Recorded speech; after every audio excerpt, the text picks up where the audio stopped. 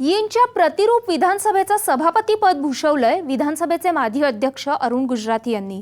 विधानसभेचं कामकाज कशा पद्धतीने चालतं याविषयीची माहिती त्यांनी यींच्या मंत्रिमंडळाला दिली। तसंच यशस्वी व्हायचं असेल तर लोकप्रतिनिधींनी कोणते गुण अंगीकारायला हवे याबद्दलही त्यांनी मार्गदर्शन केलं।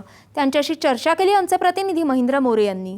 सकाळ माध्यम समूहाच्या यंग इन्स्पिरेटर्स नेटवर्कचं पहिलं अधिवेशन मुंबईत पार पडते। या अधिवेशनामध्ये सभापती म्हणून काम पाहिलंय महाराष्ट्र विधिमंडळाचे माजी सभापती म्हणून ज्यांनी काम पाहिलेलं आहे ते या ठिकाणी काम पाहतात। अरुण गुजराती सर आपल्यासोबत आहेत। साहेब, विधानसभा अध्यक्ष म्हणून माजी तुम्ही काम पाहिलेलं आहे। एक यंग इन्स्पिरेटर नेटवर्कचं हे तुम्ही अधिवेशन पाहिलं, स्पेशली ह्या अधिवेशनाबद्दल किंवा हा जो एकंदर उपक्रम आहे याबद्दल आपल्याला काय वाटतं? फारच चांगला उपक्रम सकाळ आणि सामच्या माध्यमातून झालेला आहे आणि तरुणांना दिशा देण्याचं काम आज यींच्या माध्यमातून होत आहे। एक नवीन पिढी, एक आशादायी पिढी, राज्यावर आणि देशावर प्रेम करणारी पिढी आपण तयार करत आहोत आणि लोकशाहीच्या संदर्भात एक प्रकारचं संपूर्ण हे ज्ञान जे मिळालेलं आहे किंवा मिळतं आहे। आज महाराष्ट्रातील 3000 ते 3500 महाविद्यालयामध्ये निवडणुका चांगल्या पद्धतीने घेऊन त्याच्यात निवडणुकांमध्ये कुठेही काही गैरप्रकार झालेला नाही। हे किती मोठं कार्य हे यींच्या माध्यमातून झालेलं आहे आणि याचा अजून जितका आपल्याला प्रसार आणि प्रचार करता येईल तो प्रयत्न साम, सकाळ आणि यींच्या माध्यमातून व्हावा। एक अत्यंत चांगला असा उपक्रम आज महाराष्ट्रात यींच्या माध्यमातून राबवला जातो। मला असं वाटतं देशात देखील हा उपक्रम राबवणं हे महत्वाचं आहे। एक प्रश्न असा आहे की प्रतिराज्यपाल म्हणून धर्माधिकारी सरांनी काम पाहिलं, निवडणुका लढल्या जात आहेत सध्या, त्या खेळल्या जाव्यात असं त्यांचं म्हणणं आहे। याबद्दल तुम्ही काय म्हणाल? तुम्ही राजकारणी म्हणून स्वतः एक पाहिलेलं आहे। विनोबाजींचा हा शब्द आहे, निवडणुका खेळल्या जाव्यात, त्या लढायला नको। खेळल्या जाव्यात याचा अर्थ असा आहे की खेळमध्ये एक विजयी होतो, एक पराभूत होतो, पण खिलाडी वृत्ती त्याच्यामध्ये असते। राजकारणाच्या माध्यमातून होणाऱ्या ज्या निवडणुका आहेत त्याच्यात खिलाडी वृत्ती असणं हे अत्यंत महत्वाचं आहे। आपल्या समोरचा माणूस जरी निवडून आला त्याला शुभेच्छा देणं हे देखील तितकंच महत्वाचं आहे आणि आज निवडणुकांमध्ये जे गैरप्रकार चाललेले आहेत ते थांबवणं देखील अत्यंत महत्वाचं आहे।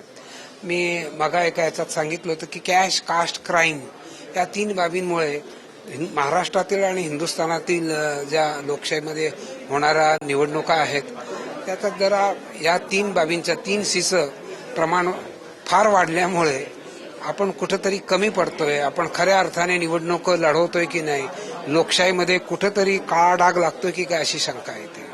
हे जे सर्व मुलं निवडून आलेली आहेत, मुख्यमंत्र्यांशी तुम्ही मुख्यमंत्री बोलले, तुमच्याशी इतर अनेक मंत्री आहेत, पालकमंत्री आहेत, तुम्ही मौनी राहू नका असं तुम्ही त्यांना मार्गदर्शन केलं, त्याबद्दल सांगा। नाही, मंत्र्यांना तर बोलावंच लागतं कारण त्यांना उत्तर द्यावं लागतं। संसदीय लोकशाहीमध्ये मंत्री मला माहित नाही, मी उत्तर देत नाही असं म्हणू शकत नाही।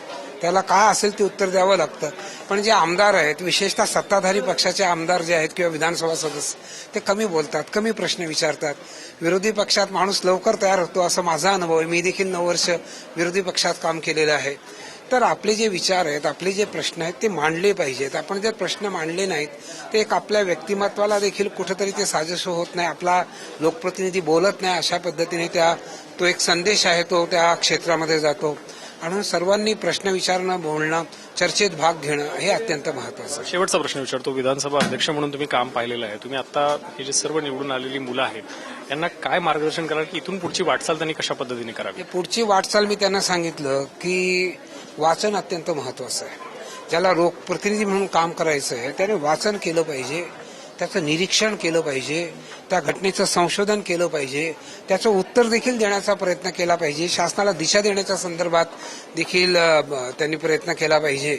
हे अत्यंत महत्वाचं आहे आणि to be with the people, mingle with the people, mix up with the people, पाय जमिनीवरच असले पाहिजे। आपलं हे आकाशावर भिडलं तरी हरकत नाही।